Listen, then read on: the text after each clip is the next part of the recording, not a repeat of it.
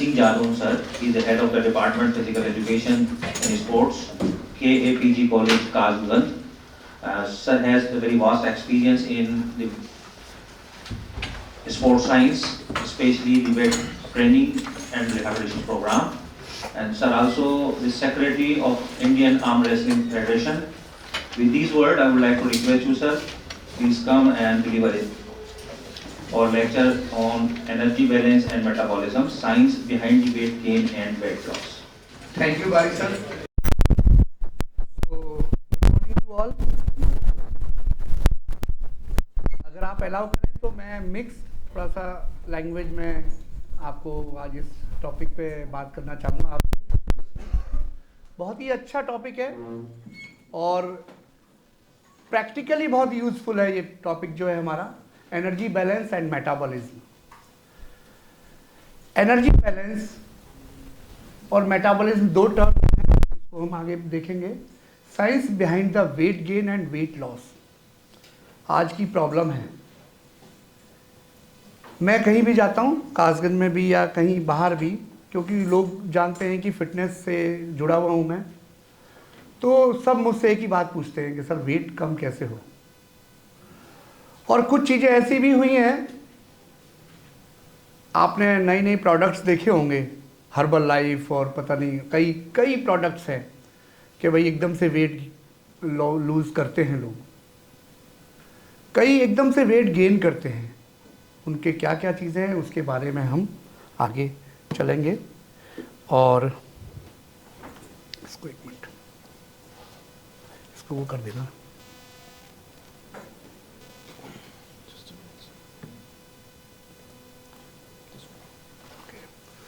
तो पहले हम डिकोड करेंगे एनर्जी बैलेंस को कि एनर्जी बैलेंस है क्या।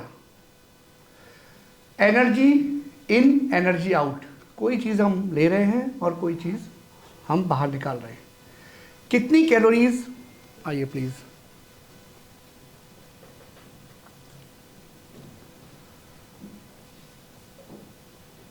बैलेंस का मतलब है संतुलन बनाना, बैलेंस बनाना, संतुलन बनाना। कितना हम कैलोरीज ले रहे हैं और कितना हम खर्च कर रहे हैं।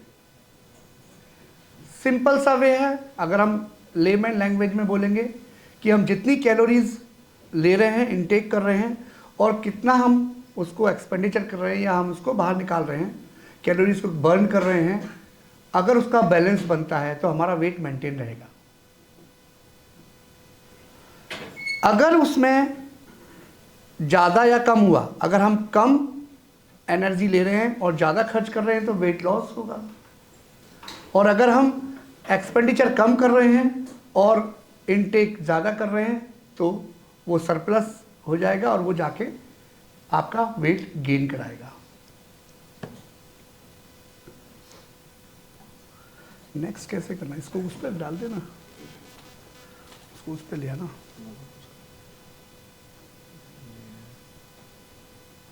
वो वाला नहीं सिस्टम, चलिए कोई नहीं। Calories in, calories out. अब थोड़ा सा कैलोरीज कहाँ कहाँ से हमको मिलती हैं इस पे बात करेंगे। खाना हम खाते हैं, सभी खाते हैं, ऐसा कोई व्यक्ति है जो खाना नहीं खाता हो। फूड एंड बेवरेजेस, हम कुछ पीते भी हैं, सॉफ्ट ड्रिंक्स भी लेते हैं, कुछ लोग ड्रिंक भी करते होंगे, उससे भी कुछ कैलोरीज मिलती है हमको। और कैलोरीज में जो सबसे इम्पोर्टेंट बात है कि हमको ऐसा खाना चूज़ करना चाहिए, फूड ऐसा ही चूज़ करना चाहिए जिसकी न्यूट्रिशनल वैल्यू हो। एक बार मैं लखनऊ गया था, वहाँ एक लेडी मुझसे बोली कि हम तो चॉकलेट खा के और एनर्जी ले लेते हैं। तो मैंने उनसे बोला ये अच्छी बात है, आप एनर्जी ले लेते हैं, लेकिन अगर उसकी जगह हम कुछ न्यूट्रिशनल चीज़ लेंगे। अभी हम स्पोर्ट्स, सब मेरे ख्याल से स्पोर्ट्स के ही हैं, सब फिजिकल एजुकेशन से ही हैं रिलेटेड, या और भी सब्जेक्ट से हैं, और सब्जेक्ट से भी हैं, चलिए कोई बात नहीं। जो फिजिकल एजुकेशन वाले हैं वो जानते हैं कि जब भी स्पोर्ट्स पर्सन जाता है, आजकल तो बहुत अलग अलग मेथड हो गए हैं।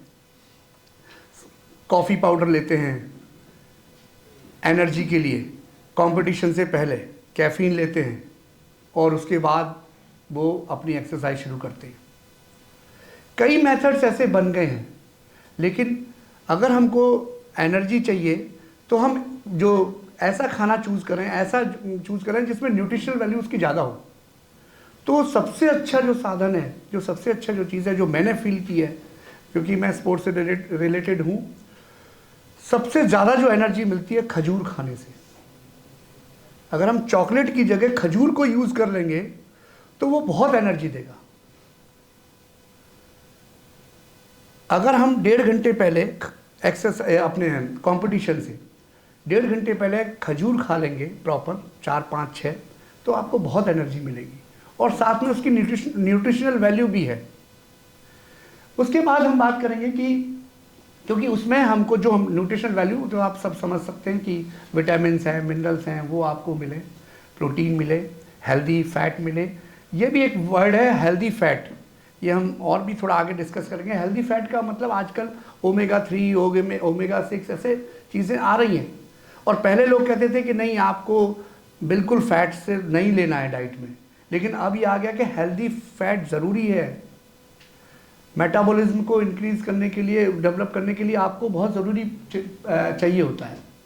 और दूसरी बात, अच्छे उसमें हम लोग कर सकते हैं कि फ्रेश जो वेजिटेबल्स हैं, फ्रूट्स हैं, उसका हम यूज़ करें। और जो हमारा खाने का जो है उसमें होल फूड ज़्यादा हमको यूज़ करना चाहिए प्रोसेस्ड फूड की अपेक्षा में। अब होल फूड क्या है?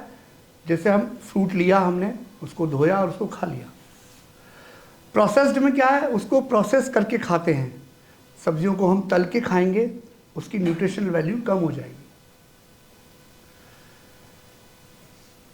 न्यूट्रिशनल वैल्यू आधी हो जाती है। इसीलिए आजकल नई चीज़ें भी हैं। मैं पटियाला गया था एक बार, हम लोग एक कोर्स में, तो वहाँ पर पटियाला में जो NIS पटियाला है, वहाँ पे इंडियन टीम जो हैं ज़्यादातर, वो वहाँ उनका कोचिंग कैंप्स लगते हैं। वहाँ मैंने प्रैक्टिकली देखा उनको, वो जो अच्छे एथलीट्स हैं, जो थोड़ा जुबा उस पर अपना टेस्ट पे ज़्यादा ध्यान नहीं देते, वो लोग बॉइल्ड वेजिटेबल्स खाते हैं, बॉइल्ड नॉन वेज लेते हैं, स्टीम्ड लेते हैं। कई जगह आपने बड़े होटल्स में देखा होगा, वो स्टीम पे सब्ज़ी बना के खाते हैं, और ये बड़ा अच्छा मेथड है। हम लोग तो क्या है, पहले तेल डालेंगे, आपके क्या, हमारे यहाँ भी होता है ऐसा। इसमें वो बोलने वाली, एक बार मैंने, जब मेरी शादी हुई तो वाइफ ने पोहे बनाए, उसको अदर वे में मत लेना, पोहे बनाए, उसमें इतना तेल था, मैं तो देख के चौंक गया उसको। अगर वो स्टीम पे बनाए हम उसको पोहे को, तो वो कितना हेल्दी होगा। तो जो चीज़ें हैं, हमको प्रोसेस्ड फूड में नहीं जाना है, हम होल फूड कैसे भी खाएं। सब्जी भी जो है, हम लोग अगर कच्ची खा लेंगे तो वो ज़्यादा फ़ायदा करेगी, लेकिन उसको प्रॉपर धो के, अगर एक बार बॉइल्ड पानी में से निकाल के अगर खाएंगे तो ज़्यादा अच्छा रहेगा। क्योंकि जो आजकल जो हमारे जो यूज़ कर रहे हैं खाद्य पदार्थ, और ये उसमें दिक्कत होती है। तो उसको एक बॉइल्ड अपना एक भगोना लिया, उसमें से आप सब्ज़ी एक बार निकाल लें तो वो चीज़ें कम हो जाएंगी, और आप उसको कच्चा भी खा सकते हैं। अब आता है कैलोरीज आउट। कैलोरीज बर्न हम कितने तरीके से करते हैं? तीन मेथड मैंने बताए हैं। पहला है बेसल मेटाबॉलिज्म या BMR जिसको हम बोलते हैं। ये क्या चीज़ है? Basal metabolism, BMR, basal metabolic rate, ये क्या चीज़ है? कोई जानता है इसके बारे में? हाँ हाँ,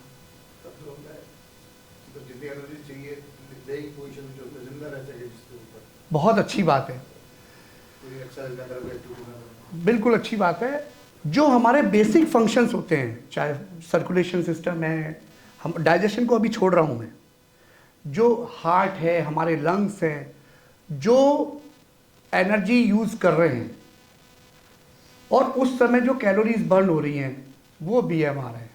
और लेमन की लैंग्वेज में, जब हम रेस्ट पीरियड में हैं और जितनी हमारी कैलोरीज बर्न हो रही है, हम बैठे हैं, लेटे हैं, खड़े हैं, कई बार उबासियाँ लेते हैं अपन लोग, उस समय जो आपकी कैलोरीज बर्न हो रही है, वो that is basal metabolic rate.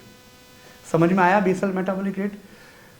हम रेस्ट पीरियड में जो भी हमारी बॉडी में कैलोरीज बर्न हो रही है, जो बेसिक फंक्शंस होते हैं बॉडी के, चाहे वो हमारा लंग्स, हार्ट, सर्कुलेशन, या हम बैठे हैं या जो भी है, उसमें हमारा ये वो होगा।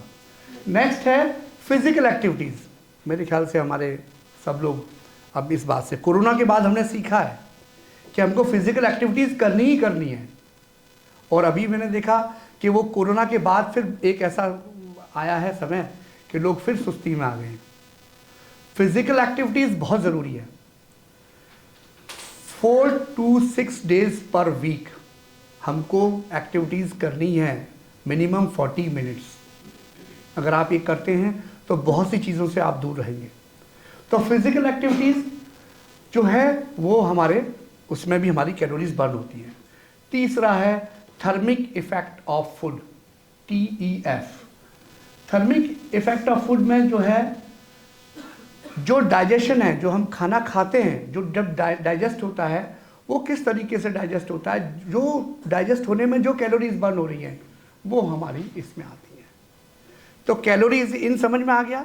Food and beverages, calories out, 3 method 3 हैं उसके, वे BMR, फिजिकल एक्टिविटीज और थर्मिक इफेक्ट ऑफ फूड।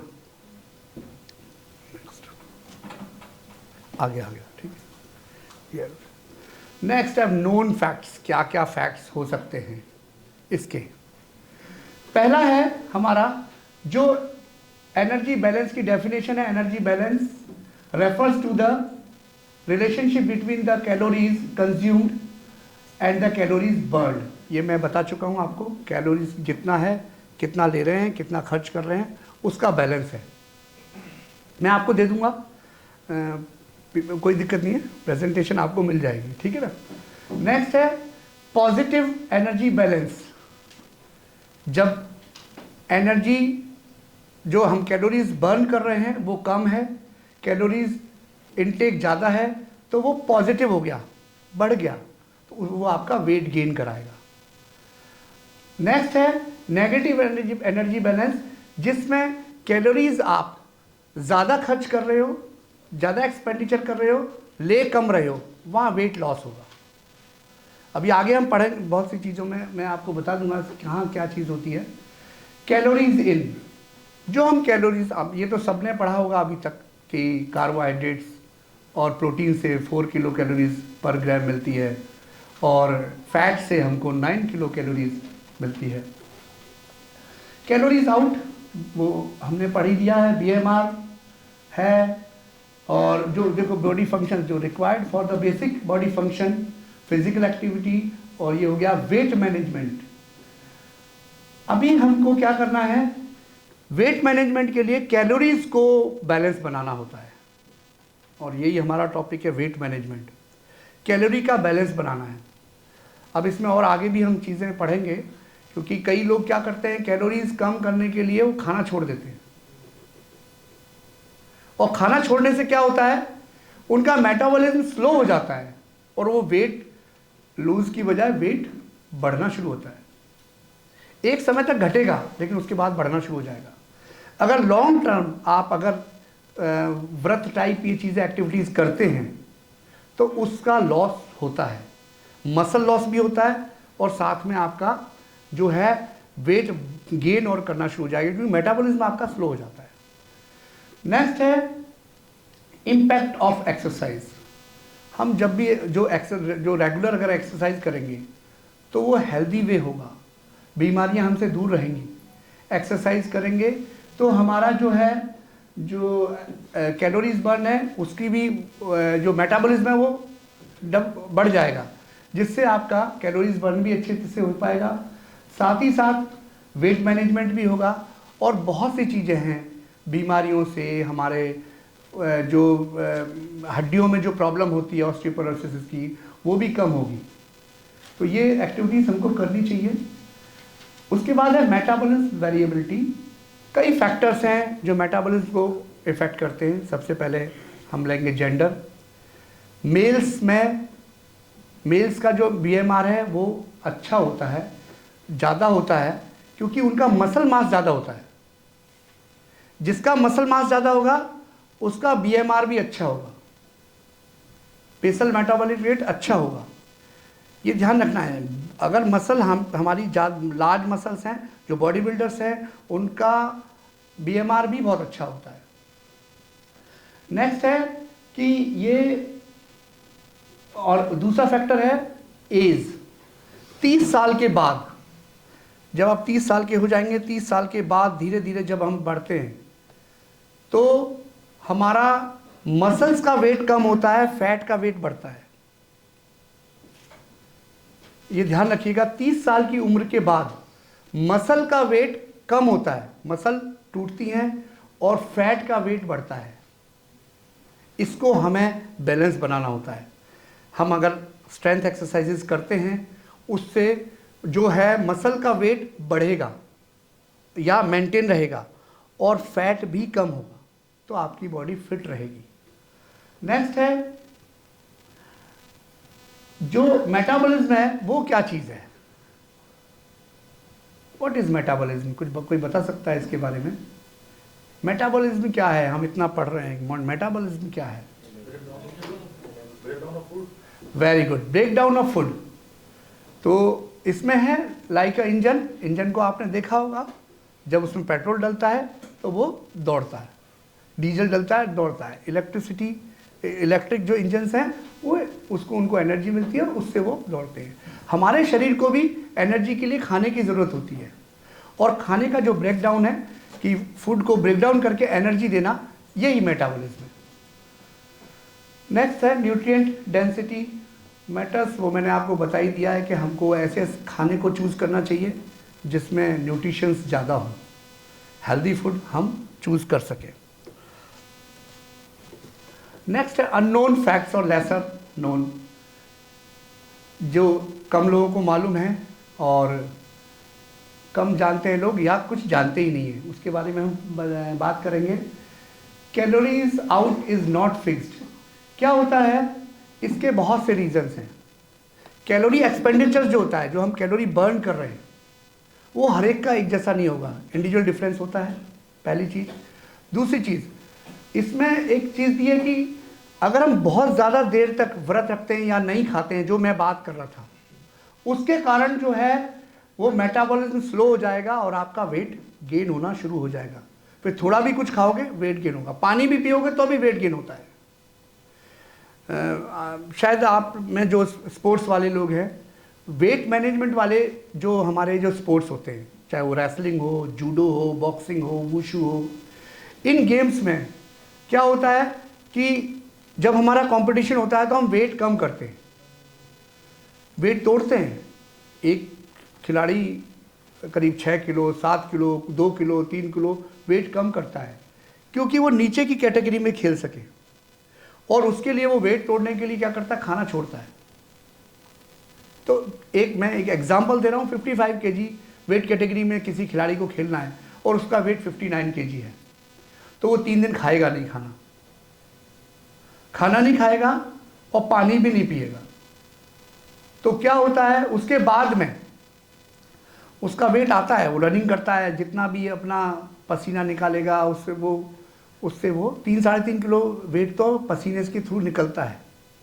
और उसके बाद जो वेट करके जब उस कैटेगरी में आ गया खेलने के लिए, और उसके बाद क्या होता है कि उसकी एनर्जी बिल्कुल ख़त्म हो जाती है, क्योंकि उसने कुछ खाया नहीं है और वो उसके ऊपर बहुत सारा कुछ खा लेता है, तो उसका नुकसान उसको झेलना पड़ता है। तो इंडाइजेशन भी हो सकता है उसको, साथ ही साथ एनर्जी एकदम नहीं मिलती है उसको, क्योंकि उसका शरीर वो उसमें उसको अडेप्ट कर लिया उस चीज़ को, तो वेट एकदम से गेन होता है। और मैंने देखा है, वो 55 kg वाला जो खिलाड़ी था जिसका 59 kg वेट था, जो खा पी लेता है तो उसका वेट 61 हो जाता है,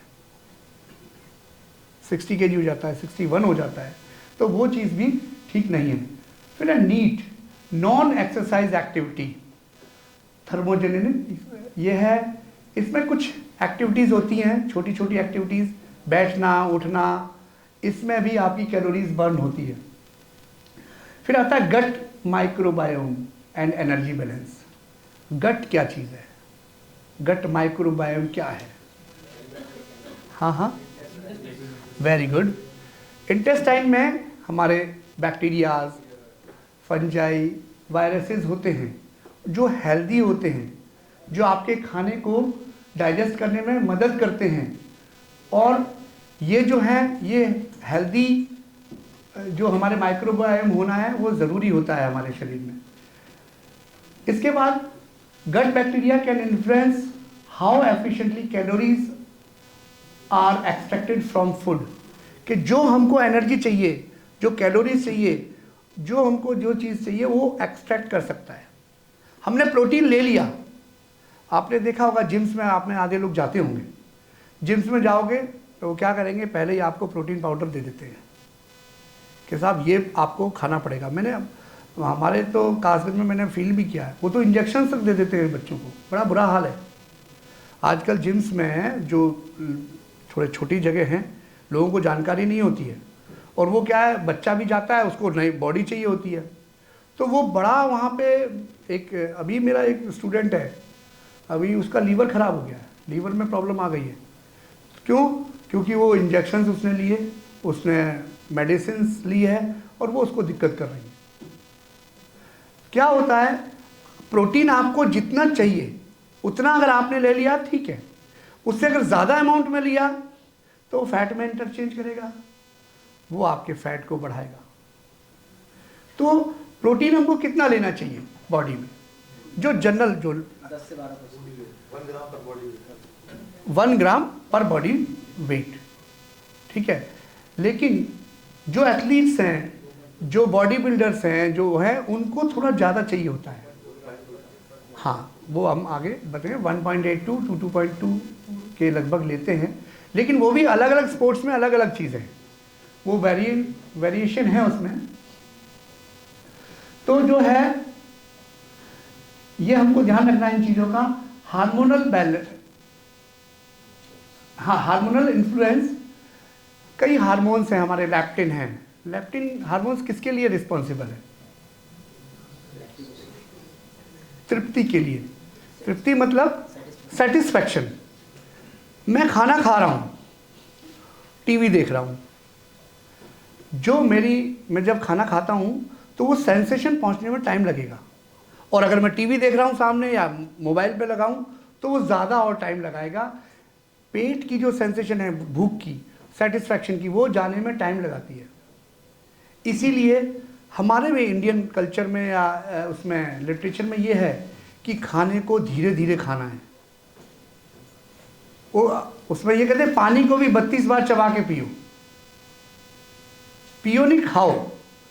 बंगाल में लैंग्वेज है आमी जल खाबी, वो किसी चीज़ को पीते नहीं है, खाते हैं।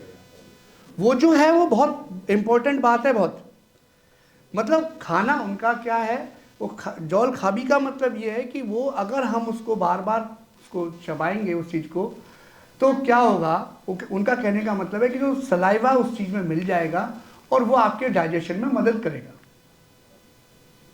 खाने को भी कहते हैं कि कम से कम 32 बार तो आप चबाओ उस खाने को, क्योंकि वो उसके कई रीजंस हैं। एक तो सलाइवा है, आपके जो भी है, उसके बाद में जो सेंसेशन आपके पेट से जो ब्रेन में जा रही है उसको टाइम मिल जाता है।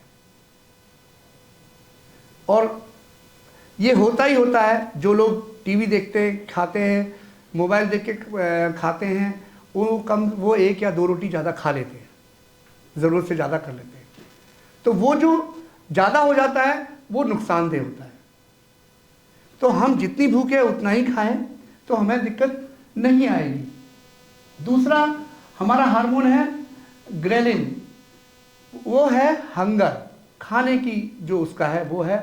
तीसरा है इंसुलिन, जो ब्लड शुगर को रेगुलेट करता है। और चौथा है हमारा कोर्टिसोल, जो आपके स्ट्रेस हार्मोन है, जो उसको कंट्रोल करता है। स्लीप एंड एनर्जी बैलेंस, अगर आप नहीं सोओगे ना अच्छे से तो क्या होगा, जिस समय आप सोए नहीं हो, आप रात को सोते हो 10 बजे 11 बजे, उस समय आपने खा लिया, फिर आप जब 6-7 घंटे बाद उठते हो तब खाते हो, उसमें भी 2 घंटे गैप करते हो। लेकिन अगर आप सो ही नहीं रहे हो तो आपकी ईटिंग होती जाएगी और ओवर ईटिंग हो जाएगा। तो नींद बहुत ज़रूरी है, 6 से 8 घंटे सोना बहुत ज़रूरी है। जो ज़्यादा वर्कआउट कर रहे हैं, जो ज़्यादा मेहनत कर रहे हैं, तो 8 घंटे की नींद ज़रूरी है। जो हमारे इंडियन एथलीट्स हैं उनको ये बोला जाता है कि 8 घंटे आपको सोना ही सोना है। 6 घंटे तो कंटिन्यू और 2 घंटे हम दिन में रेस्ट ले सकते हैं, जिससे उनकी रिकवरी हो। और ये जो है इसमें यहाँ हमारा कहने का मतलब है कि अगर हम नहीं सोते हैं प्रॉपरली, हम प्रॉपर रेस्ट नहीं होगा बॉडी में, तो प्रॉब्लम्स बढ़ेंगी। खाना आप वो कर जाओगे और आपका इंडाइजेशन होगा और भी प्रॉब्लम्स बढ़ेंगी। दूसरा हमारा है कि कोल्ड एक्सपोजर बर्न्स कैलोरीज, बहुत इंपॉर्टेंट पॉइंट है। ये शायद वर्ड आपने सुना नहीं होगा, brown fat. Brown fat word सुना है किसी ने? ब्राउन फैट और वाइट फैट। हाँ आगे और कुछ? हाँ हाँ हाँ। ब्राउन फैट गुड फैट मानते हैं, वाइट फैट जो है वो नुकसानदेह है। ब्राउन फैट क्या करता है कि जो कैलोरीज जब बर्न होती है हमारी, तो उसमें हीट जनरेट करता है। हीट जनरेट करता है जिसके कारण हमारी बॉडी में क्या है, कैलोरीज ज़्यादा बर्न होंगी। लेकिन वाइट फैट है जो, वो क्या करता है, वो फैट को स्टोर करता है। अब आता है हमारा कोल्ड एक्सपोजर। स्पोर्ट्स वालों को हम करते हैं कि कोई एक मैच खेल के आया, उसको बहुत थकावट है, तो कोल्ड शावर बाथ देते हैं उसको। अभी बारी सर वो दिखा रहे थे स्टीम बाथ, सोना बाथ का, कि शायद आप लोग सवेरे आज एक्सपीरियंस लेके आए हैं उसका। लिया है, सबने लिया है एक्सपीरियंस? अच्छा लगा होगा, अच्छा फील होगा, उसके बारे में भी मैं बात करूंगा अभी। कोल्ड शावर से क्या होता है, बॉडी हीट जनरेट करती है बॉडी के टेम्परेचर को मेंटेन करने के लिए, और जो हीट जनरेट करती है उसमें भी आपकी कैलोरीज बर्न होती है, जो आपके अच्छे के लिए होती है। और वो किसके कारण होती है? ब्राउन फैट के कारण। इसके बाद आता है फूड क्वालिटी। बताई दिया हमने कि आपको न्यूट्रिशियस फूड लेना चाहिए। Caloric absorption varies, individual to individual vary करता है। Mental and emotional factors, stress में क्या होता है कि वो अभी मैंने बताया था कि स्ट्रेस में भी आप कई बार ज़्यादा खा लेते हो।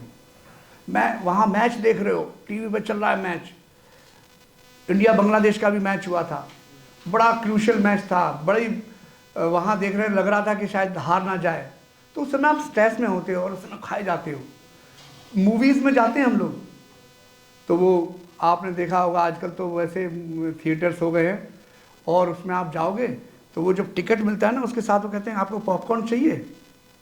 अब आपको नहीं भी चाहिए तो भी आप ले लेते हो, और वो बड़ा सा उसने पॉपकॉर्न का वो दे दिया और आपने उसको खाना शुरू किया।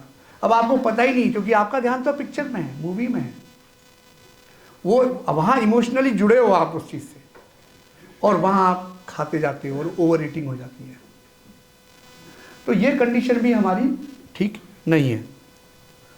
एक बार सोना बात पे और स्टीम बात पे बात कर लें, इसके बाद ये टॉपिक शुरू करेंगे, क्योंकि जो मेरी जानकारी है मैं आपको दे दूं। सभी ने आज सोना लिया, सोना बात लिया। सोना बात ड्राई हीट, स्टीम बात थोड़ा सा हमको स्टीम मिलती है, स्टीम हमारे बॉडी पे आती है और बॉडी के पोर्स को खोलती है। सोना और स्टीम दोनों में पोर्स को खोलेगी, हमारी गंदगी को साफ करेगी। लेकिन प्रॉपर वे क्या है स्टीम और सोना का, वो शायद आपको पता है तो बता सकते हैं, नहीं तो फिर मैं थोड़ा सा बताऊंगा आपको। स्टीम और सोना लेने से पहले हमको क्या ध्यान देना है, उसके बाद क्या ध्यान देना है? Water intake, very good, very nice. सबसे पहले हमको जब भी हम एंटर करते हैं उससे पहले वाटर इंटेक करना है, पानी पीना है, क्योंकि आपका वहाँ बहुत सारा वाटर लूज़ होने वाला है। साथ में आपके बॉडी के बहुत सारी चीज़ें लूज़ होती है, सॉल्ट्स हैं, वो हैं, तो इस कारण हमको पानी, और अगर हम उसमें थोड़ा सा, अगर चाहो आप तो उसमें थोड़ा सा आप कुछ नींबू पानी या उस तरीके से भी ले सकते हैं, तो बहुत अच्छा रहेगा। और क्या चीज़ होती है, ये बहुत अच्छी बात बताई आपने, वेरी गुड। हमको खाना नहीं खाना है, उसके लगभग 3-3.5 घंटे पहले खाना खाना है। और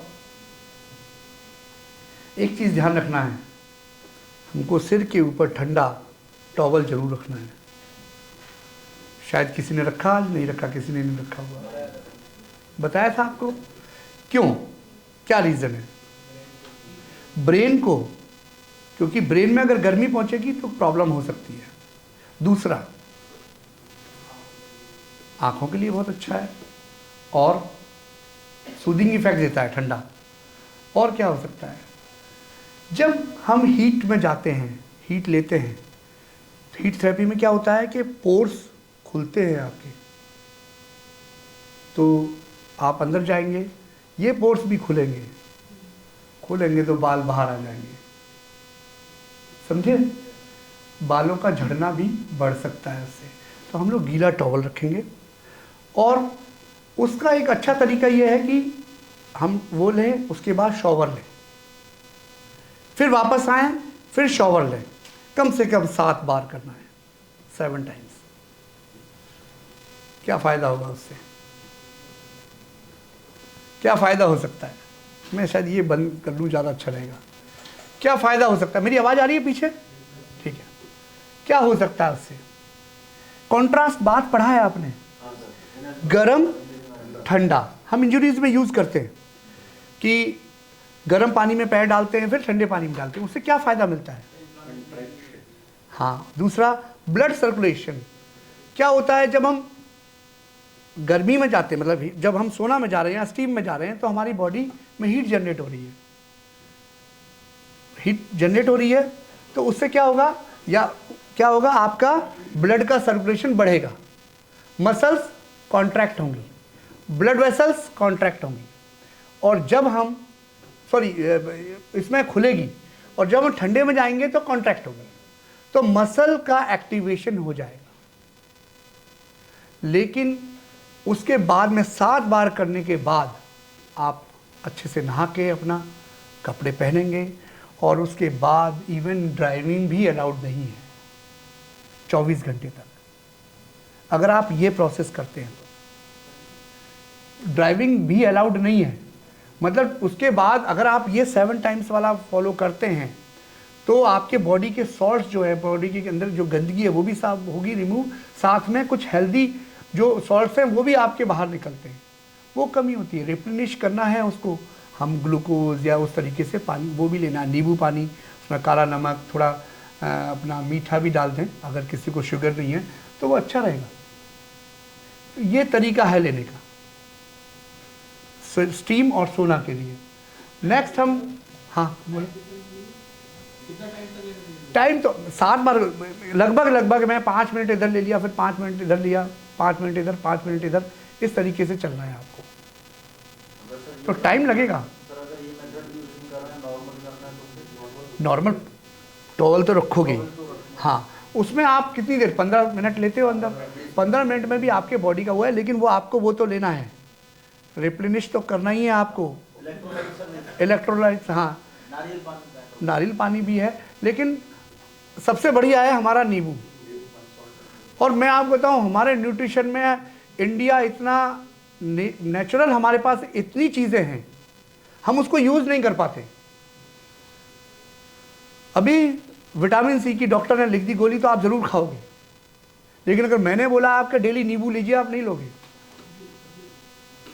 जबकि ये ज़्यादा फायदेमंद है। फॉरेन में कल्चर अलग है, फॉरेन में क्या है कि वो बिल्कुल वहाँ जो चीज़ें हैं उसको वो ये पाउच फॉर्म में, डब्बे फॉर्म में उसको बेचते हैं। प्रोटीन सभी जगह, आप जो जिम्स में जा रहे होंगे आपको पता होगा, वे प्रोटीन, कहीं भी जाओगे वे प्रोटीन आपको उठा के डब्बा दे देगा। वे है क्या चीज़? वे को अगर आप डिक्शनरी में पढ़ेंगे तो उसका मतलब मठा होता है।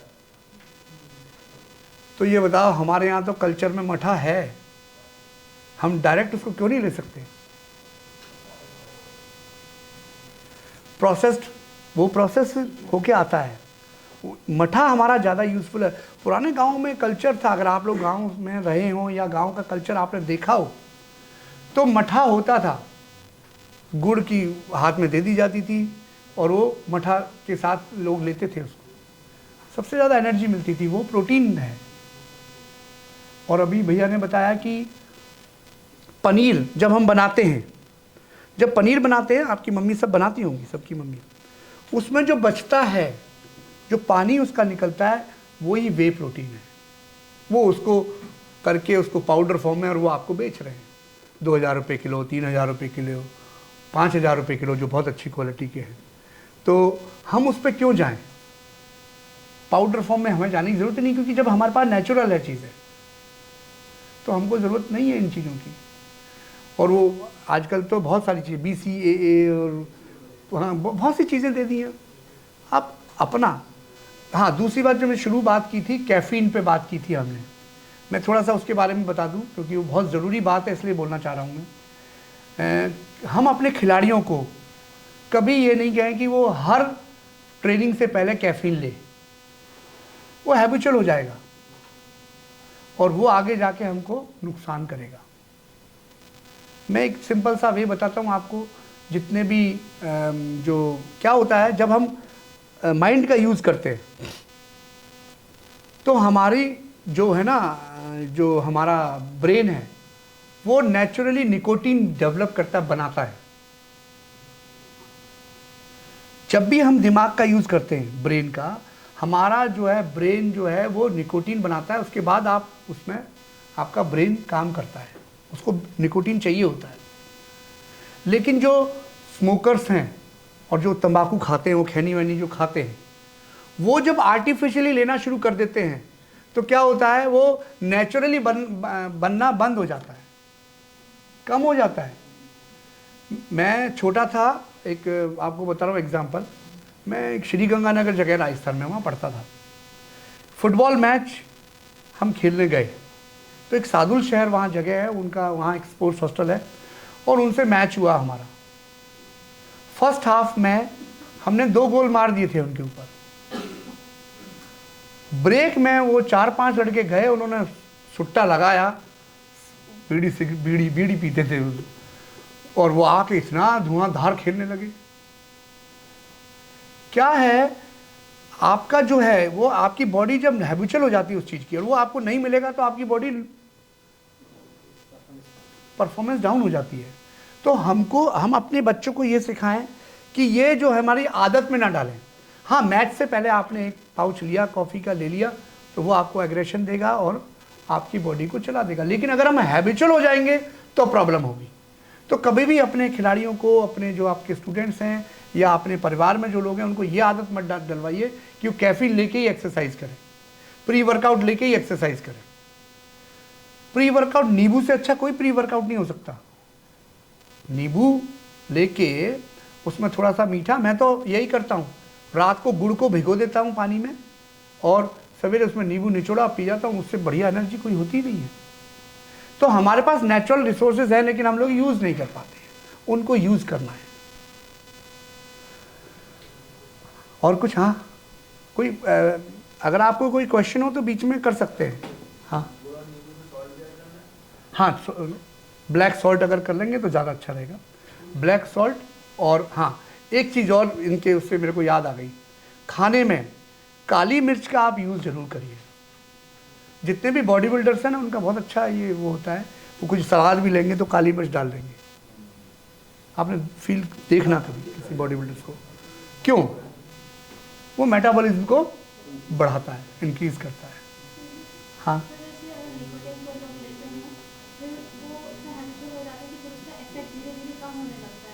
हाँ, उनको ज़्यादा ज़रूरत पड़ती है, डोज बढ़ाने की ज़रूरत पड़ती है। और डोज भी नहीं है, और अगर वो नहीं मिलेगा ना उनको, चाय में भी होता है निकोटीन। आप लोग भी, आधे लोग ऐसे होंगे, मेरे घर में मेरी वाइफ है, वो सवेरे चाय पिएगी, वो चाय पी के ही वो थोड़ा सा खड़ी हो पाती है, लेकिन फिर उसमें इतना होता है वो दिन भर काम करती है। बात क्या है, हम अगर कोशिश ये करें उसको हैबिट ना बनाएं।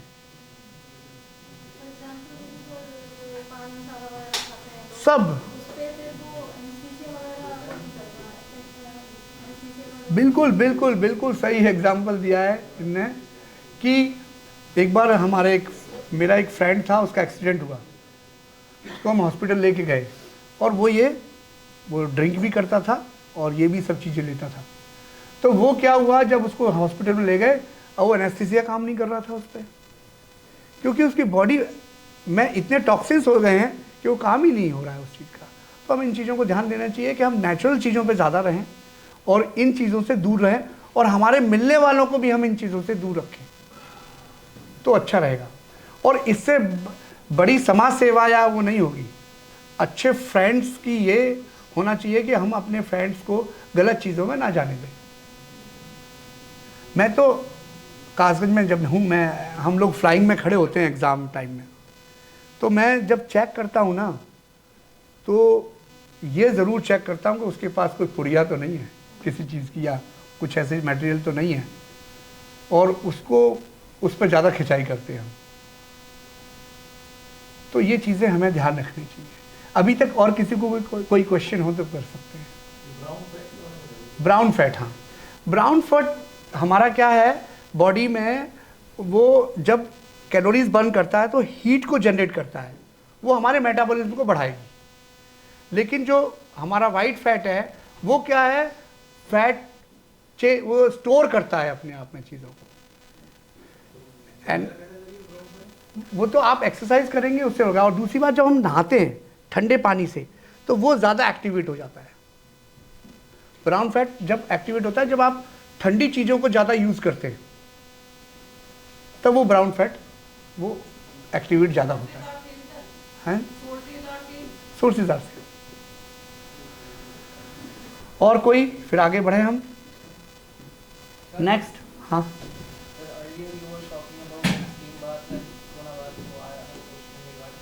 यस,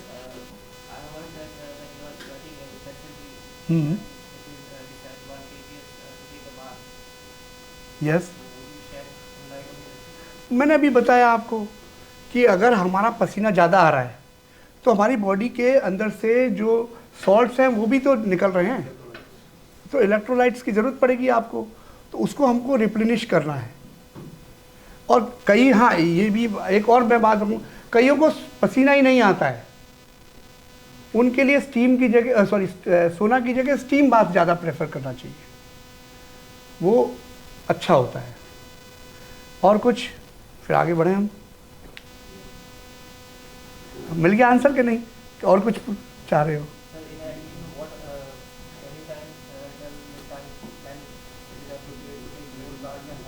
हाँ, ये भी बहुत अच्छे, टाइमिंग कब लेना चाहिए, ये बहुत अच्छा क्वेश्चन किया है, और ये शायद हमारा छूट भी रहा था।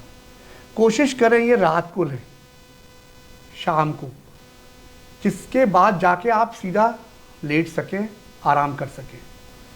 और कोशिश ये करिए जो मैंने मेथड बताया वो मेथड को आप यूज़ करें सैटरडे नाइट में, जिससे संडे आपको रेस्ट मिल जाए, तो वो ज़्यादा फायदेमंद होगा। दोनों, हाँ, हाँ, नहीं, वो तो कई चीज़ें हैं, कॉन्ट्राइंडिकेशंस बहुत हैं। आपको हार्ट प्रॉब्लम है तो अभी आप एक बार नहीं है, बीपी आपका वो है, उनको भी एकदम से नहीं जाना चाहिए क्योंकि वो दिक्कत करता है, वो कॉन्ट्राइंडिकेशंस हैं।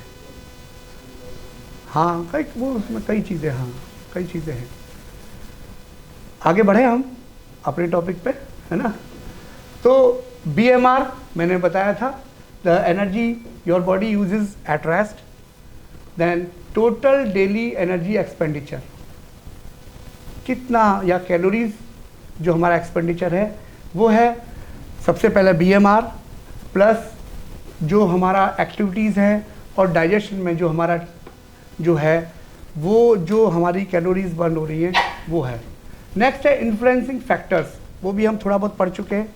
मसल मास है, हार्मोन्स हैं, डाइट है, एक्सरसाइज है, ये सब इस चीज़ को इफ़ेक्ट करती है। नॉन फैक्ट्स, BMR डेफिनेशन हम पढ़ चुके हैं। अब आते हैं टोटल डेली एनर्जी एक्सपेंडिचर में। सबसे पहले जो है, जो हमारा TDEE है, उसमें सबसे पहले BMR, और इसकी परसेंटेज सबसे ज़्यादा होती है, जो 60 to 70% है हमारा, वो जो कैलोरीज बर्न होती है वो इसके BMR के थ्रू होती है। तो अगर BMR हमारा अच्छा होगा या मेटाबॉलिज्म हमारा अच्छा होगा तो हम वेट को ज़्यादा मेंटेन कर पाएंगे, चाहे हमको गेन करना है, चाहे, हाँ, कई चीज़ें ऐसी होती है, कई बार हमको वेट गेन भी करना पड़ता है। जब वेट गेन करना है तो हम फैट से वेट गेन नहीं करेंगे, किससे करेंगे? मसल मास को बढ़ाएंगे। नेक्स्ट आता है फिजिकल एक्टिविटीज़, जो हम एक्सरसाइजेज करते हैं वो हमारा जो है 15 to 20% है। नेक्स्ट है thermic effect of food, TEF, जो मैंने बताया डाइजेशन में जो मदद करता है, और उसमें आपका है लगभग 10%। इसके बाद आता है factor that influence BMR and TDEE। कौन कौन से फैक्टर्स हैं जो उसको इफेक्ट करते हैं? सबसे पहले मसल मास, मैंने बताया जिसका मसल मास ज़्यादा होगा उसका जो है कैलोरीज ज़्यादा बर्न होगी, उसका मेटाबॉलिज्म ज़्यादा अच्छा होगा। नेक्स्ट है एज का भी मैंने बताया था आपको कि 30 साल की उम्र के बाद आपका जो मेटाबॉलिज्म है वो स्लो होता जाता है, और उसका कारण यही है कि जो मसल जो आपकी हैं वो ब्रेक डाउन होनी शुरू होती हैं, मसल जो हैं वो मसल मास जो है वो कम होना शुरू होता है, जिसके कारण आपका ये होता है कि आपका मेटाबॉलिज्म स्लो हो जाता है। लेकिन अगर आप वेट ट्रेनिंग करते रहेंगे, स्ट्रेंथ एक्सरसाइजेस करते रहेंगे, तो ये आप इसको मेंटेन कर सकते हैं। जेंडर मैंने बताया था कि आदमियों का जो है मेटाबॉलिज्म या BMR अच्छा होता है। क्यों? क्योंकि उनका मसल मास ज़्यादा होता है। एक्टिविटी लेवल, ये बहुत स्पोर्ट्स वालों के लिए बहुत ज़रूरी है कि एक्टिविटी लेवल क्या है, हम किस टाइप की एक्सरसाइज कर रहे हैं। हम स्लो रनिंग कर रहे हैं, उसमें कम कैलोरीज बर्न हो रही है लेकिन लॉन्ग ड्यूरेशन वर्कआउट है। हम इंटरवल ट्रेनिंग कर रहे हैं, उसमें कुछ और में वो होगा, और स्ट्रेंथ ट्रेनिंग कर रहे हैं, उसमें एक अलग तरीके से हमको कैलोरीज बर्न करनी है। तो एक्टिविटी लेवल भी हमारा फैक्टर है। देन है जेनेटिक्स, कईयों का वो कुछ एक्टिविटी नहीं करते फिर भी उनका वेट मेंटेन रहता है, कई आपने एग्जांपल देखे होंगे, वो जेनेटिक फैक्टर होता है। देन आता है वेट लॉस एंड मेटाबॉलिज्म। हमको वेट अगर कम करना है तो कैलोरी डेफिशिट में जाएंगे, हम कैलोरीज इनटेक कम करेंगे और हमारा एक्सपेंडिचर हमको ज़्यादा करना है। जैसे एक एग्जांपल दे रहा हूँ कि हमारा ज़रूरी हमको 2500 कैलोरीज चाहिए, और हमने क्या किया, उस कैलोरीज को बर्न हम 3000 कर रहे हैं। 2500 लिया, 3000 बर्न किया, तो हमारा वेट कम होगा। लेकिन अब इसमें ध्यान रखना है, अब आगे भी इसमें आगे आएगा, और वेट बढ़ाने के लिए हम उल्टा कर देंगे। एक्सपेंडिचर हमारा जैसे 2500 है और इनटेक करेंगे 3000, तो वो आपका उसमें वेट गेन होगा। नेक्स्ट है कुछ ऐसे फैक्टर्स हैं कि BMR is not fixed, it can change. आपको बताया था हमने कि अगर हम जो खाने वाने का बहुत ज़्यादा हम व्रत रखते हैं, बहुत ज़्यादा नहीं, जो वेट कम करने के लिए कुछ लोग करते हैं ऐसा, उससे हमारा BMR स्लो हो जाता है, स्लो प्रोसेस हो जाता है। स्ट्रेंथ ट्रेनिंग जो है वो आपके BMR को बढ़ाती है, इंक्रीज़ करती है। हम जब एक्सरसाइज करते हैं तो उससे हमारी बॉडी का मेटाबॉलिज्म बढ़ेगा, और स्ट्रेंथ ट्रेनिंग बहुत फ़ायदा करती है इसमें। नॉन एक्सरसाइज एक्टिविटी थर्मोजेनेसिस, ये भी बहुत ज़रूरी है। जो स्मॉल एक्टिविटीज़ हैं, एक वर्ड है फिजिटिंग। जो फिजिटिंग क्या है, कुछ बता सकते हैं? नहीं तो फिर मैं बताऊंगा व्हाट इज़ फिजिटिंग। कुछ ऐसे मूवमेंट्स जो हम कॉन्शियसली नहीं करते। आप बैठे हो, पेन चला रहे हो, उबासी आ गई आपको, ये मूवमेंट्स हैं, फिजिटिंग मूवमेंट्स हैं। फिजिटिंग है वॉकिंग, स्टैंडिंग, सिटिंग, इसमें भी हमारी कैलोरीज बर्न होती है, कम अमाउंट में होती है लेकिन होती है, और इसको भी हम वेट मैनेजमेंट के थ्रू इसको भी हम इसको इम्प्रूव कर सकते हैं। देन है your body Burns calories differently based on food type. खाने के हिसाब से भी हमारा जो है वो डिपेंड करता है कि जो highest thermic effect of food वो क्या है, किसका है सबसे ज़्यादा, प्रोटीन का, फैट का कम है, इसीलिए फैट डिपोजिशन ज़्यादा हो जाता है। नेक्स्ट है जो ये मैंने बता दिया, stress and sleep impact metabolism. बताया मैंने, स्ट्रेस जब ज़्यादा होगा तो वो हमारे इसको डेवलप इंक्रीज़ करेगा, कॉर्टिसोल हमारे हार्मोन को, जिसके कारण क्या होगा, मेटाबॉलिज्म जो है वो स्लो हो जाएगा और फैट का स्टोरेज है वो बढ़ जाएगा। और इसके उसमें फिर स्लीप का भी मैंने बताया था कि अगर आप प्रॉपरली रेस्ट नहीं करते हैं, प्रॉपरली स्लीप नहीं ले पाते हैं, उसका भी बड़ा इल इफ़ेक्ट होता है। और वो भी ये है कि उस समय आप कुछ खाओगे तो वो भी नुकसान करेगा, और उसके बाद में आपका इंडाइजेशन वगैरह भी हो सकता है अगर आप प्रॉपर रेस्ट नहीं लेते हैं तो। और साथ ही साथ आपका जो है वो BMR को रिड्यूस कर देगा या स्लो कर देगा। नेक्स्ट है cold exposure can boost metabolism, brown fat, cold shower. क्योंकि जब भी आप किसी ठंडे एरिया में जाते हैं, श्रीनगर जाइए आप, तो आपकी बॉडी ज़्यादा हीट जनरेट करेगी। क्यों? टेम्परेचर मेंटेन करने के लिए। तो उसमें क्या होगा, जब हीट जनरेट ज़्यादा होगी तो कैलोरीज भी आपकी ज़्यादा बर्न होंगी। आपने देखा होगा कई लोग तो गर्मियों में भी मैंने देखा गर्म पानी करके गीज़र से नहाते हैं, लेकिन कई लोग ऐसे भी हैं, मेरे फादर थे, अभी डेथ हुई थी उनकी कुछ दिन पहले ही, वो एंड तक मैंने देखा वो जब बीमार होते थे तब ज़रूर गर्म पानी यूज़ करते थे, अदरवाइज़ वो ठंडे पानी से ही नहाते थे। और वो 95 तक जिए हैं, 95 की उम्र उन्होंने काटी अपना समय। तो वो जो है हमारा जो है ये ब्राउन फैट जो है वो क्या करता है, कोल्ड एक्टिविटीज़ से क्या है वो एग्रीवेट होता है और जो हीट जनरेट करता है, जिसके कारण हमारी जो है कैलोरीज ज़्यादा बर्न होती है और हमारे मेटाबॉलिज्म को वो बूस्ट करता है।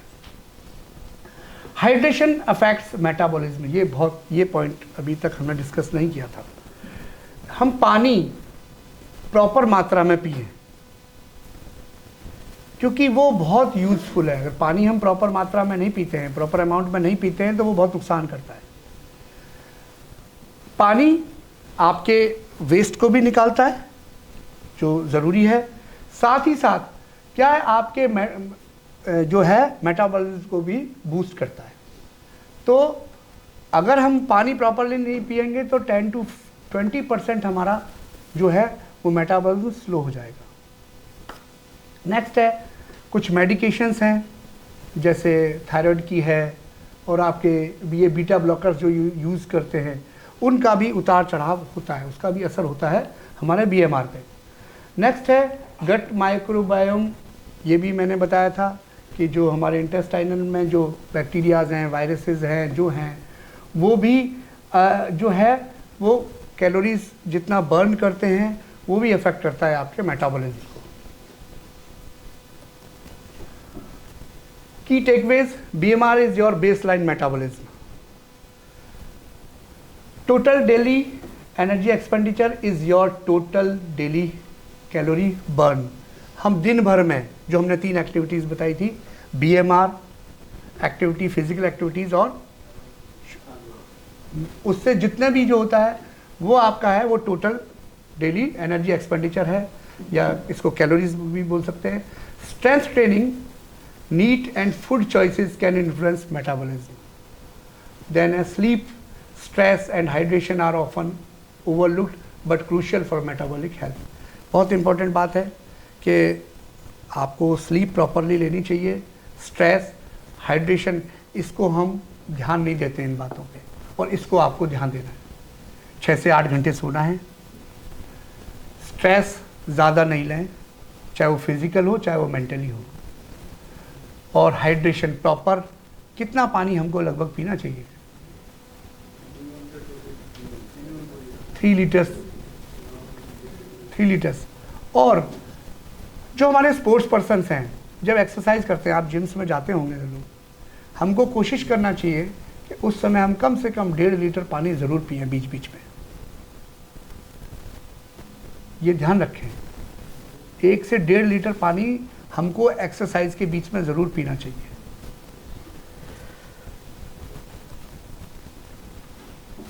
Metabolism is the process of energy conversion.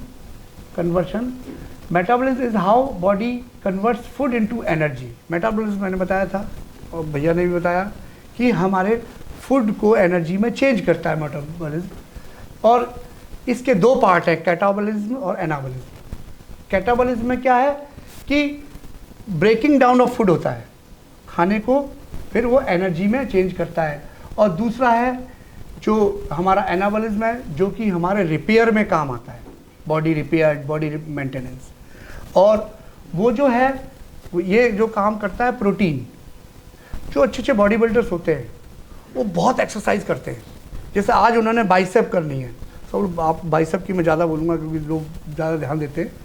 Bicep उनको डेवलप करनी है तो क्या करेंगे, हैवी वेट लेंगे और रिपीटिशन ज़्यादा। जब उनकी कैपेसिटी भी ख़त्म सी हो जाती है तो उसके बाद भी वो एक साथ ही लगता है, और आपने देखा होगा उसको कर्लिंग कराता है।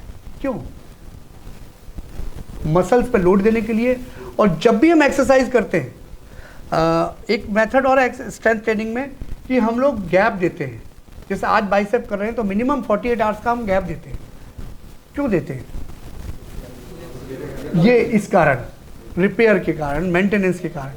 और वो उसके वो प्रोटीन जो हम लेते हैं जो डेली डाइट में, वो प्रोटीन उसको रिप्लेनिश करता है चीज़ों को। तो जब हम एक्सरसाइज कर रहे हैं तो हम 48 आवर्स का रेस्ट ले रहे हैं मिनिमली। और लेकिन हर मसल का अलग अलग है। जैसे फोर आर्म है और काफ है, उसको 24 आवर्स का ही रेस्ट चाहिए। फोर आर्म की आप डेली कर सकते हो एक्सरसाइज, काफ की डेली कर सकते हैं, क्यों? इनका जो रेस्टिंग पीरियड है वो कम है। तो हमें ये ध्यान देना है कि जो है एनाबॉलिज्म है वो हमारा उसमें मदद करता है, हमारी मसल बिल्डिंग में और मसल को रिपेयर करने में और मेंटेन करने में। नेक्स्ट पॉइंट है BMR, account for most energy use. BMR मैंने आपको बताया 60 to 70% आपका जो कैलोरीज है वहाँ से निकलती हैं। BMR varies based on age, gender, muscle mass. Then total daily energy expenditure is equal to BMR plus physical activities plus TEF, thermogenic effect of food या thermic effect of food. Then है physical activity and digestion, contributes 15 to 40% of total energy और total calorie burn. Next है muscle mass increases metabolic rate. बताया मैंने आपको, muscle mass जिसका ज़्यादा होगा वो उसका मेटाबॉलिज्म ज़्यादा अच्छा होगा। Weight loss requires a caloric deficit. Calories ज़्यादा हम खर्च करेंगे तो वेट लॉस होगा, और वेट गेन करने के लिए इसका ऑपोजिट होगा। मेटाबॉलिज्म स्लोज विद एज, ये भी हम डिस्कस कर चुके हैं। 30 साल की उम्र के बाद मेटाबॉलिज्म आपका स्लो हो जाता है, और उसको करने के लिए हमें regular strength training, strength exercises ज़रूरी हैं। और जो चीज़ें ध्यान देने वाली बातें, प्रोटीन रिच डाइट लें हम तो वो ज़्यादा इफ़ेक्टिव होगी।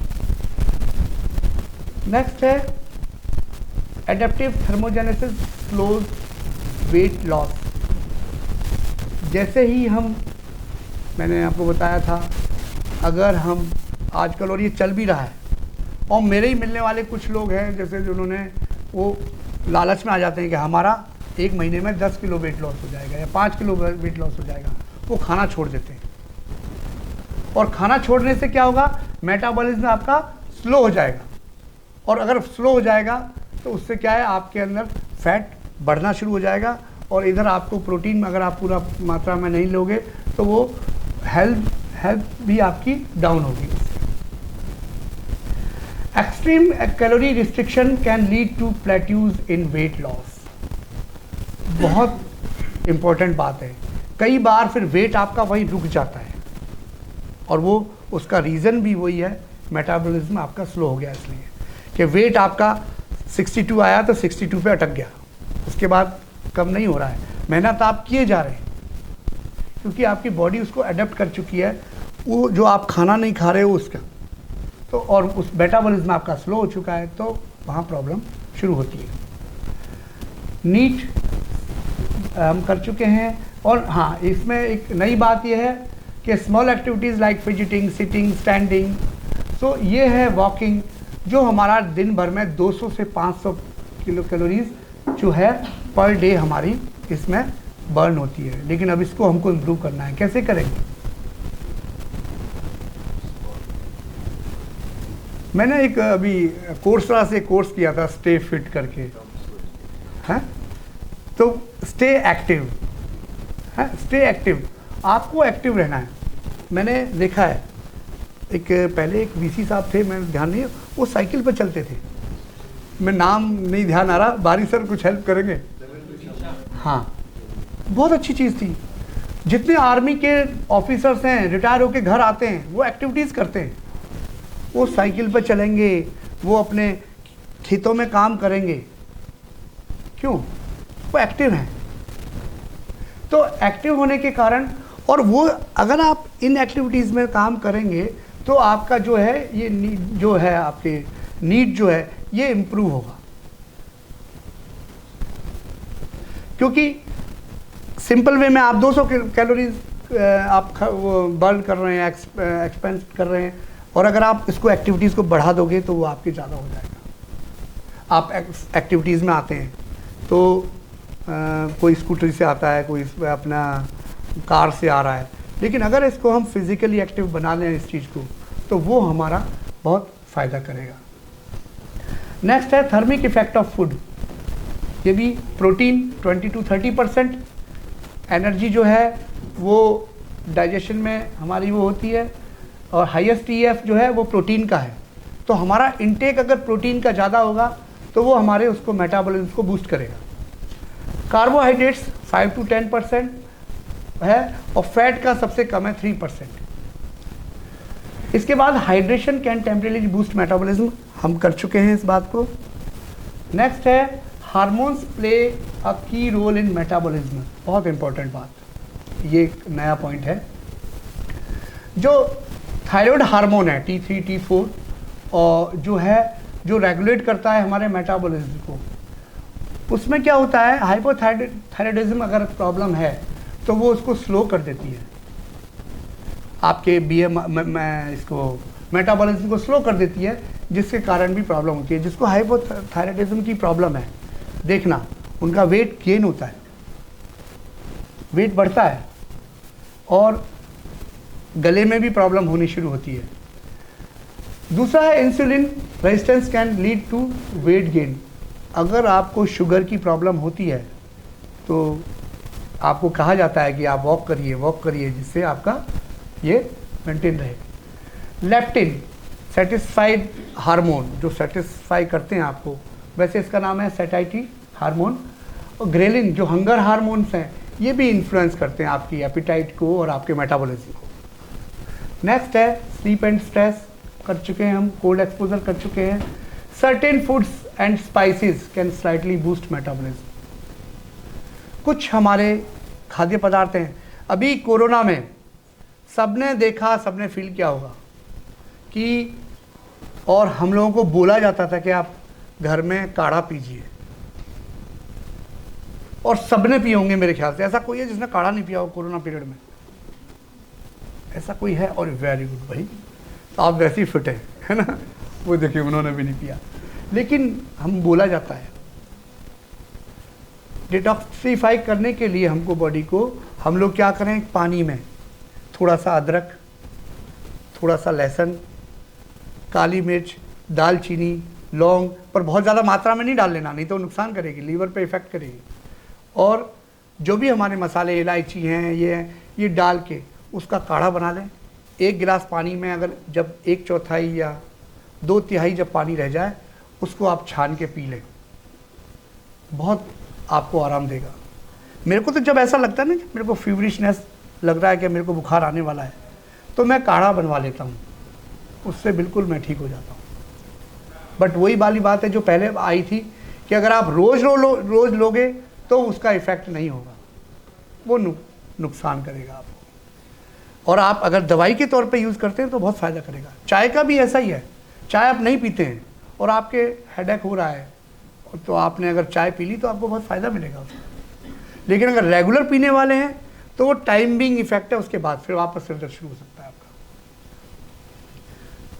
उसके बाद में जो चीज़ें, ग्रीन टी है, कैफीन है, चिली पेपर्स मैंने अभी बताया ही था आपको, और ये जो है, और प्रोटीन, ये आपको कैलोरीज बर्न को स्लाइटली इम्प्रूव करती हैं। और हरी मिर्च भी बहुत अच्छी है इसके लिए, हरी मिर्च भी आपके बूस्ट करती है मेटाबॉलिज्म को।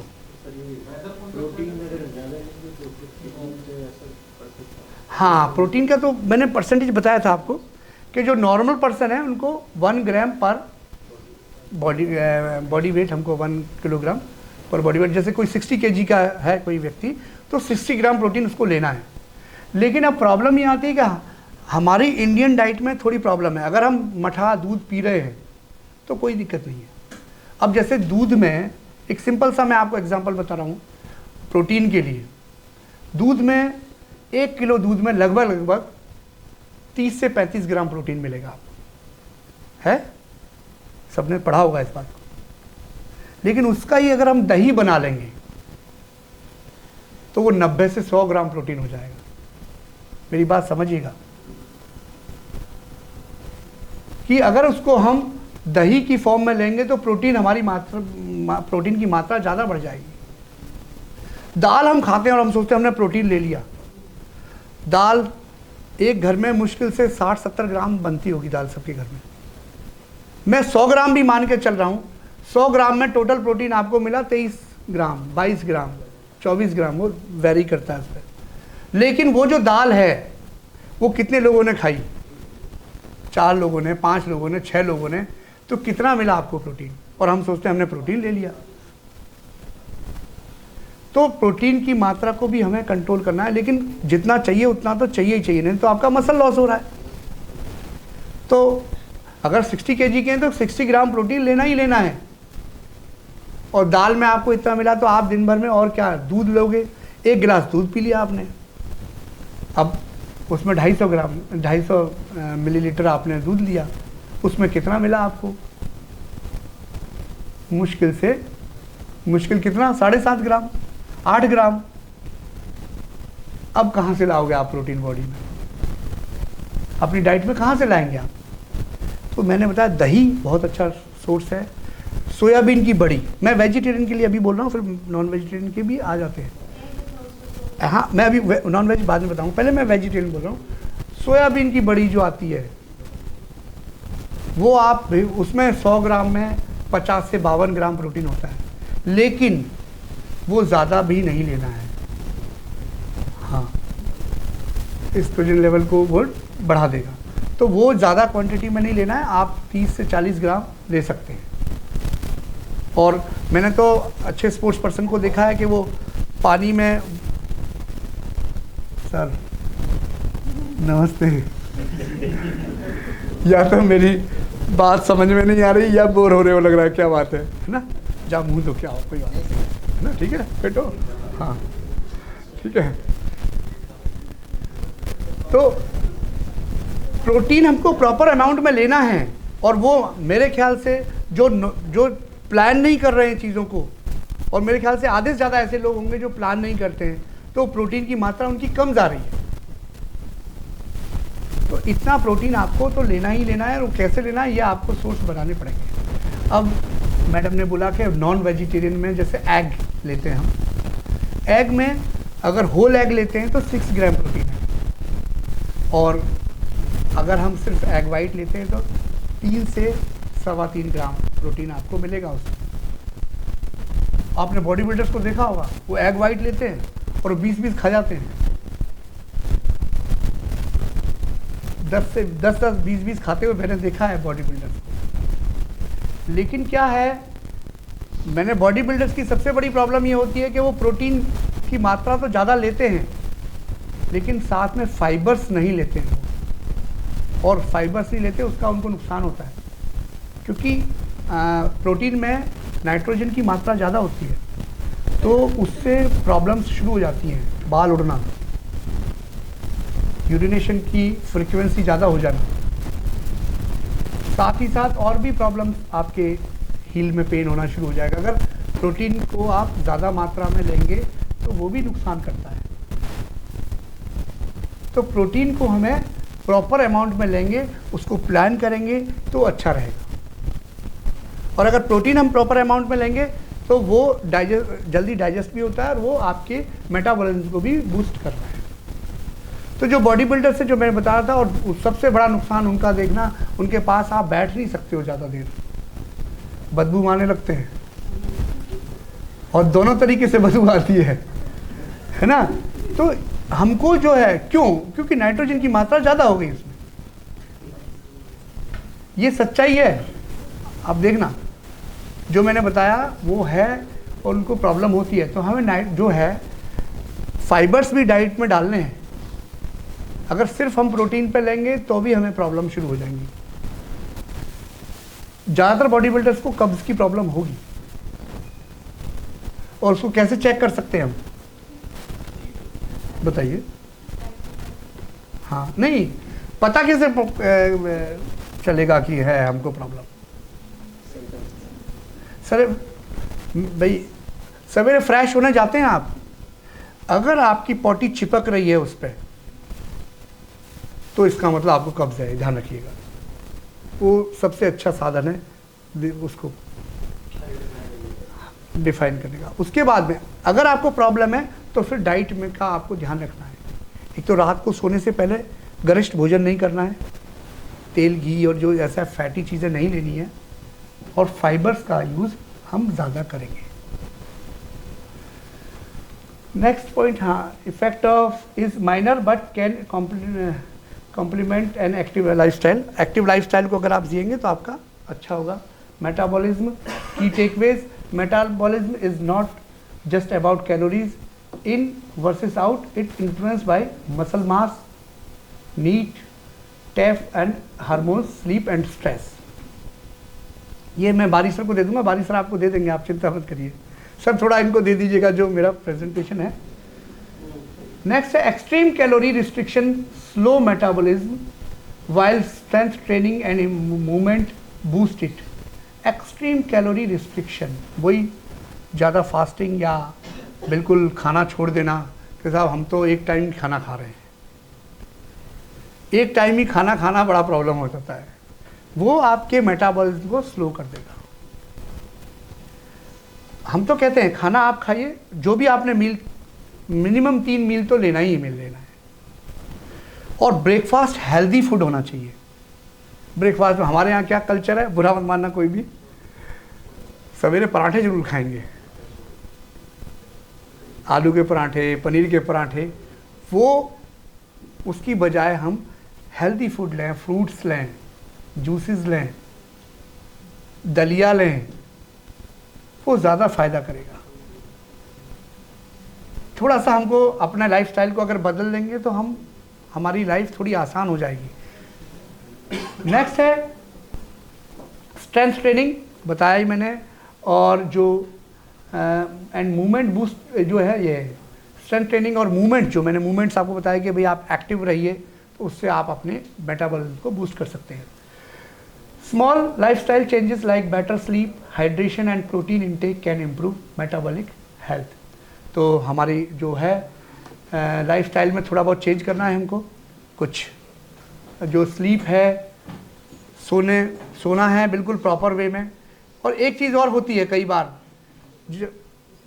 जब हम जगह बदलते हैं तो भी नींद नहीं आती है, तो कैसे नींद लें? जोर से सांस खींचें, धीरे धीरे सांस को छोड़ें, जोर से सांस लें, धीरे धीरे सांस को छोड़ें। 10-12 बार बात करोगे तो आपको नींद आना स्वाभाविक है। अभी मैंने ये भी देखा है कुछ लोगों को कि भाई डाइट के लिए स्लीप के लिए वो पिल्स लेना शुरू कर दिया। मैंने नए नए लड़कों को देखा है, और उसका सबसे बड़ा कारण स्ट्रेस है। और वो स्ट्रेस, आप अगर स्ट्रेस चीज़ों को लेंगे तो दिक्कत होगी। और स्ट्रेस को सबसे बड़ा रिमूव करने का फिजिकल एक्टिविटीज़ आप करिए तो आपका स्ट्रेस कंट्रोल होगा। ये हमने पढ़ा है आज। थैंक यू सभी को। इसके बाद मिलेंगे हम 15 मिनट बाद। Thank you very much, sir, for the informative lecture about the weight management, diet, exercise, and sleep. And one short thing that I want to share with you, just like our body is very clever, because our diet is carbohydrate, fat, and protein. हमारी body के अंदर ऊपर वाले ने mechanism दिया है, जो हमारी जो डाइट है, कार्बोहाइड्रेट हो, फैट हो, प्रोटीन हो, उसको डाइजेस्ट करने का। अगर हम इसके अलावा कोई अपनी डाइट में content, just like you take the diet from the plant, not by the plant. एक तो है ना कंपनीज में बन रहा है, प्लांट्स में से फूड इंटेक हो रहा है, एक बाय दी प्लांट। तो वो क्या होगा कि हमारी बॉडी में जो मैकेनिज्म है उसको अगर उसको रीड करेगा, उसको देखेगा कि ये मेरी डाइट का हिस्सा नहीं है, तो वो उसको बाहर भेज देगा। और अगर वो उसको बाहर नहीं फेंक पाएगा तो उसको वो स्टोर कर लेगा, जस्ट लाइक द डस्टबिन। और वो स्टोरेज हमारी बॉडी का फैट, जो हमारे बॉडी का जो डस्टबिन है वो फैट है, और फिर वो जैसे जैसे स्टोर होता रहता है, आने वाले वक्त में बहुत सारी जो कार्डियक प्रॉब्लम्स हैं, कैंसर्स हैं, बहुत सारी चीज़ों में वो कन्वर्ट हो जाता है। तो thank you very much sir, और we will back after 15 minutes for the second lecture. Thank you.